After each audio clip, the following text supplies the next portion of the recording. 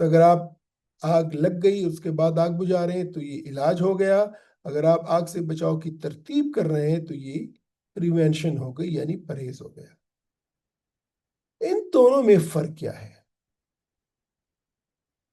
Prevention بیماری کو پیدا ہونے سے روکتا ہے، جبکہ ٹریٹمنٹ بیماری کے بعد کام کرتا ہے، بیماری کو کنٹرول کرتا ہے. پریونشن پہ خرچہ کم آتا ہے، جبکہ بیماری کے علاج پہ خرچہ زیادہ آتا ہے، اور یہ ایک مہنگا پروسیس ہے اور عموماً لائف لانگ یعنی پوری عمر زندگی کے لیے چلنے والا پروسیس ہے.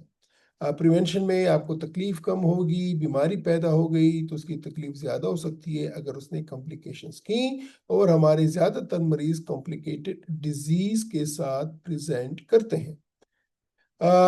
پریونشن کا لانگ ٹرم فائدہ ہے، جبکہ اکثر لوگ بیماری میں لائف لانگ مینجمنٹ ان کو کرنی پڑتی ہے.